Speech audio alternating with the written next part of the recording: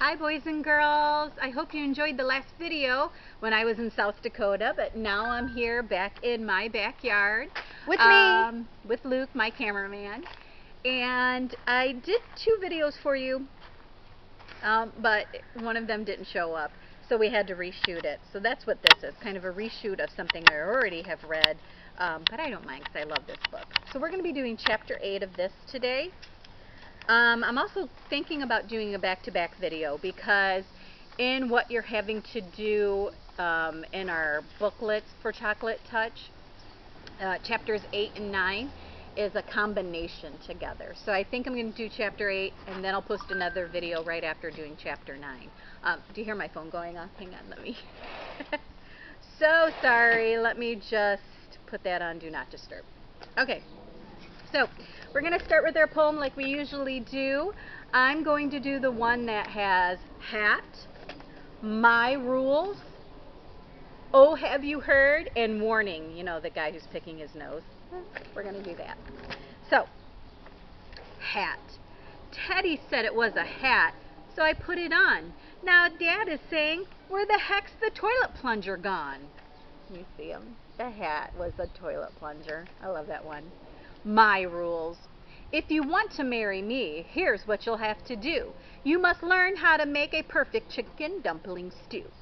And you must sew my holy socks and soothe my troubled mind and develop the knack for scratching my back and keep my shoes spotlessly shined. And while I rest, you must rake up the leaves. And when it's hailing and snowing, you must shovel the walk. And be still when I talk.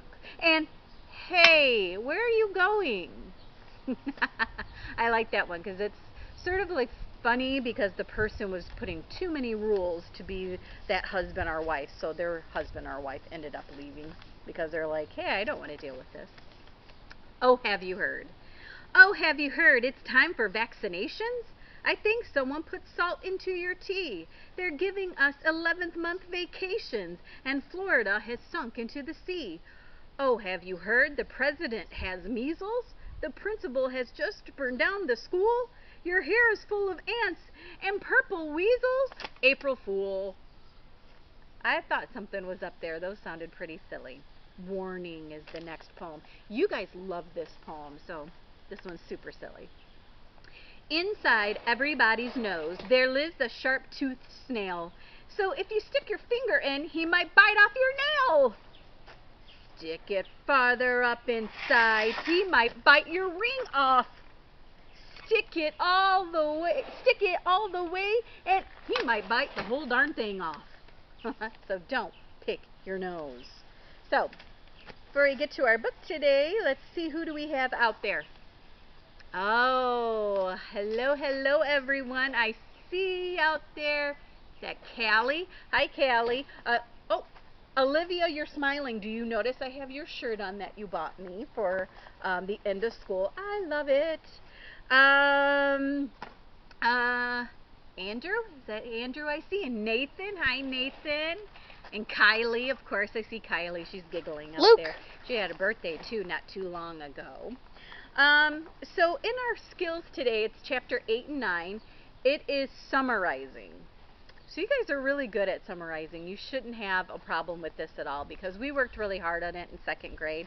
You're going to summarize the beginning of the story, sort of the introduction of the character. Who do we meet? What's going on with him? In the middle is all like, that's when you're going to see the first problem come up, and it's going to be all the ways he tries to solve that problem, and the end is how he solves the problem.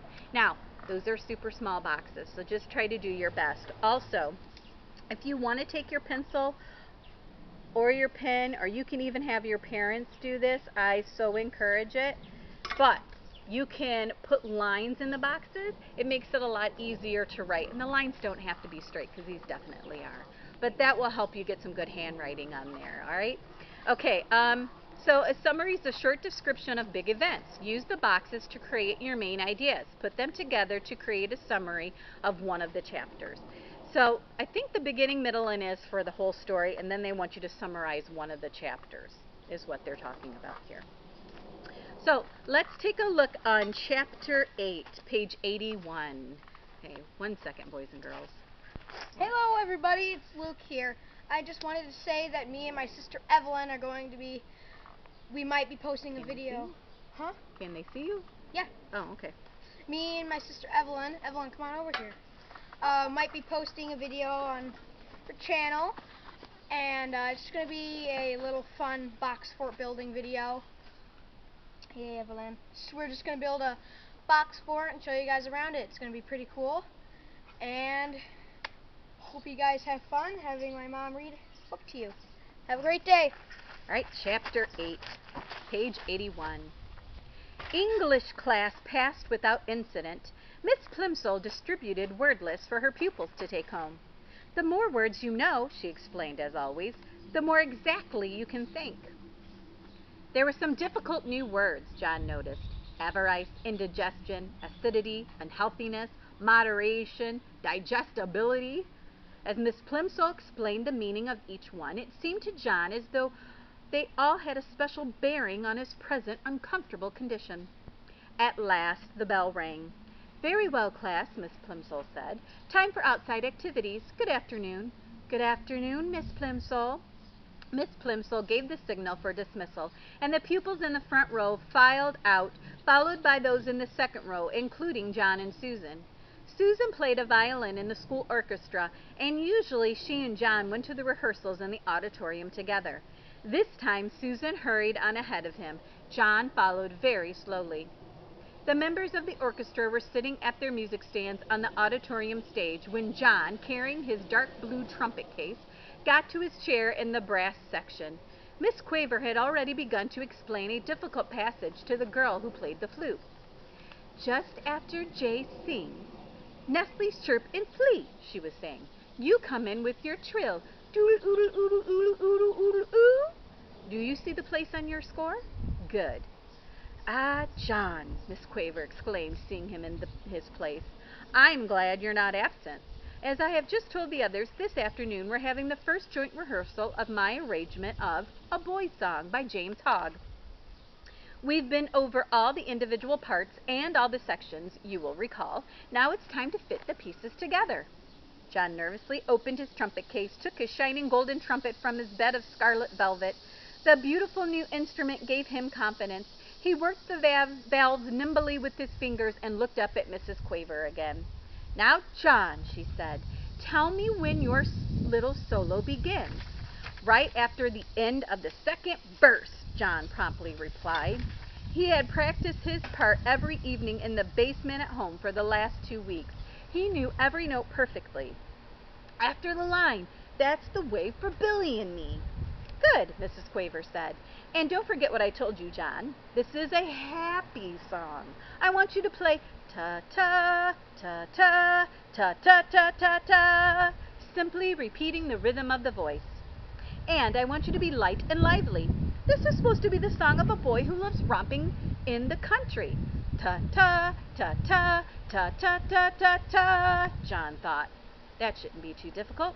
Even with the whole orchestra listening to him, he had played it over and over again at home. But he would have to try extra hard here. This was to be his first solo. Everyone else was depending on him to play it properly. "Right," Mrs. Quaver said brightly. With her baton, she rapped twice sharply on the music stand before her. All the musicians brought their instruments into playing position. Susan poised her bow over the strings of her violin. John held his trumpet close to his mouth and wiggled his fingers on the valve. Mrs. Quaver's baton moved from side to side, then up and down. The cymbals clashed and the drums thumped. The pianist brought his fingers down on the ivory keys of the piano. The violinist and cellist made their wing and whumping sounds. All were in perfect unison. The rehearsal had begun. So we're on page 86, close to the top. After the introduction, one of the older boys began to sing. "Where the pools are bright and deep, where the gray trout lies asleep, up the river and over the lea, that's the way for Billy and me." After the last line of the first verse, John's fellow trumpeter echoed the rhythm of the singer's voice. Ta-ta, ta-ta, ta-ta, ta-ta. Mrs. Quaver smiled approvingly at the successful performance, and with her baton gave the singer the signal to begin the second verse.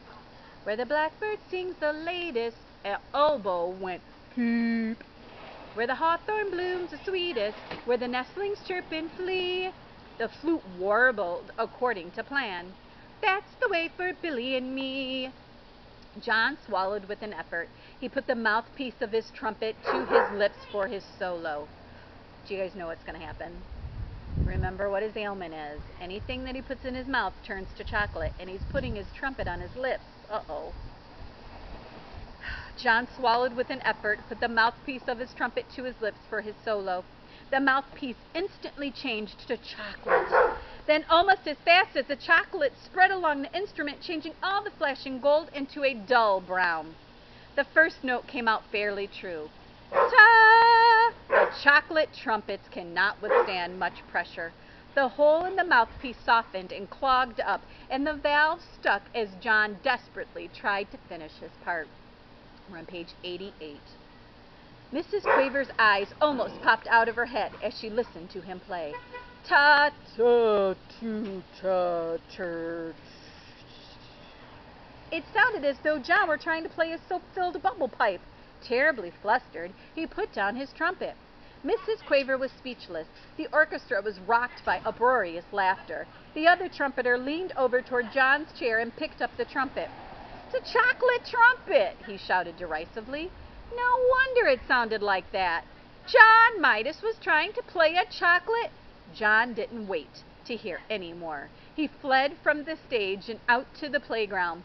Without stopping even to look around, he ran through the stone gateway and homeward. Oh boy, poor John, huh? Turning his trumpet, and he loves to play his trumpet, into chocolate. Confusing everyone in the whole classroom that day too. So, it's good to see all of you again, and I'm going to be posting another one back to back, so you'll probably see me in the same outfit, and that's okay. So, boys and girls, I hope you're having a wonderful summer. It's gorgeous out. Make sure you get outside to play. And if you are looking at this maybe in the middle of winter, remember, summer's coming. So, I will see you all later and have a wonderful day. Bye!